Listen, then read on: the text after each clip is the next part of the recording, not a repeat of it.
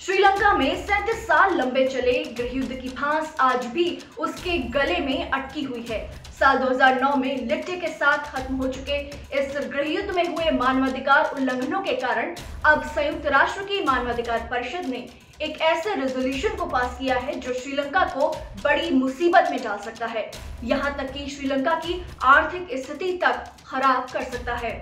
UNHCR ने आदेश दिया है कि श्रीलंका की सिविल वॉर के दौरान हुए मानवाधिकार अपराधों की सूचनाएं और सबूत इकट्ठा किए जाएं। मानवाधिकार परिषद में ये रेजोल्यूशन पेश किए जाने पर श्रीलंका के प्रतिनिधि ने काउंसिल के सदस्यों को श्रीलंका के भविष्य की दुहाई देते हुए इसके खिलाफ वोट डालने की अपील की थी। Resolution will polarize Sri Lankan society and adversely affect economic development, peace and harmony. For all the above reasons, Sri Lanka rejects this draft resolution and requests the members of this council to reject this resolution by a vote. UNHCR की 47 सदस्यों वाली संयुक्त राष्ट्र की मानवाधिकार परिषद में श्रीलंका के खिलाफ ये रेजोल्यूशन संयुक्त राष्ट्र के मानवाधिकार अधिकारियों की तरफ से ब्रिटेन ने पेश किया। ब्रिटेन ने ये रेजोल्यूशन पेश करते हुए कहा कि हम श्रीलंका के दोस्त देश हैं, लेकिन लिबरेशन टाइगर्स ऑफ तमिल इलम लिट्टे के साथ चले युद्ध को लेकर श्रीलंका पर लग रहे मानवाधिकार उल्लंघन के आरोपों की जांच होनी चाहिए। ईयू की तरफ से इस रेजोल्यूशन को ऑस्ट्रिया ने स्वीकार किया। This resolution is also important given the warning signs of a deteriorating human rights situation, including erosion of democratic checks and balances, rise of exclusionary rhetoric, intensified surveillance and intimidation of CSOs, human rights defenders and victims, as well as discrimination of persons belonging to religious and ethnic minority communities. The EU is deeply concerned about these developments. We call on the government of Sri Lanka to continue to promote reconciliation, accountability, and human rights in Sri Lanka, including through cooperation on this resolution. आपको बता दें कि UK, France, Germany, Italy जैसे 22 देशों ने इस resolution के पक्ष में वोट किया। वहीं बांग्लादेश, चीन, पाकिस्तान समेत 11 देशों ने श्रीलंका के समर्थन में इसका विरोध किया।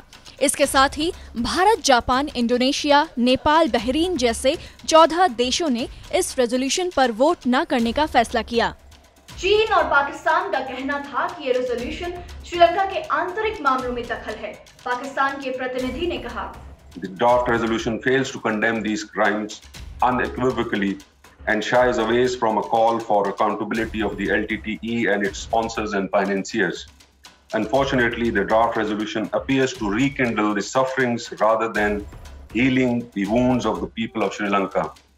Madam President, in view of these reasons, Pakistan delegation would call the resolution to a vote and vote against it. ये जानना जरूरी है कि इकट्ठा किए जा रहे सबूतों के आधार पर श्रीलंका के खिलाफ मुकदमा तक चलाया जा सकता है। साथ ही अगर इस रेजोल्यूशन पर वोटिंग नहीं होती तो वैसे भी ये बिना किसी ऑब्जेक्शन के स्वीकार कर लिया जाता। लेकिन श्रीलंका के दोस्त देशों चीन और पाकिस्तान ने इस रेजोल्यूशन को वोट के लिए मूव किया ताकि इसके विरोध की आवाज को उठाया जा सके।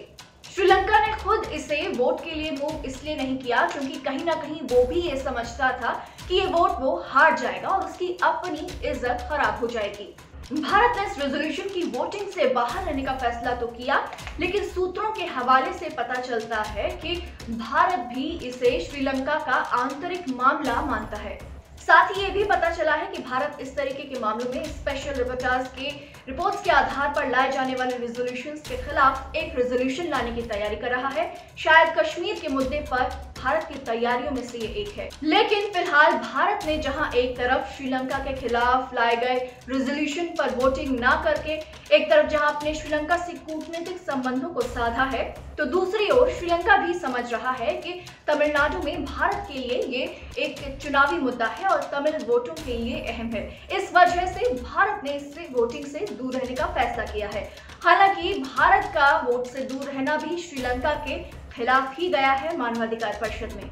हालांकि भारत ने इस रेजोल्यूशन के बाद एक सख्त स्टेटमेंट जारी कर कहा कि श्रीलंका में तमिल सम्मान का समर्थन करना ही श्रीलंका की सीमाओं की संप्रभुता को बरकरार रखेगा। साथ ही भारत के स्टेटमेंट में ये भी कहा गया कि श्रीलंका में तमिलों के सम्मान को सुनिश्चित करने वाले और श्रीलंका के सभी प्रोविंशियल काउंसिल्स में इलेक्शन करवाने वाले 13वें अमेंडमेंट को श्रीलंका में जल्द से जल्द लागू किया जाना चाहिए। देखना होगा कि संयुक्त राष्ट्र की मानवाधिकार परिषद से ये रेजोल्यूशन जब पास हो गया है तो श्रीलंका पर इसका क्या असर पड़ता है। क्या श्रीलंका पर कुछ प्रतिबंध लगाए जाएंगे या फिर श्रीलंका अपने यहाँ मानवाधिकारों को सुनिश्चित करके इस रेजोल्यूशन से हो सकने वाले नुकसान से बचने के पूरे उपाय कर लेता है।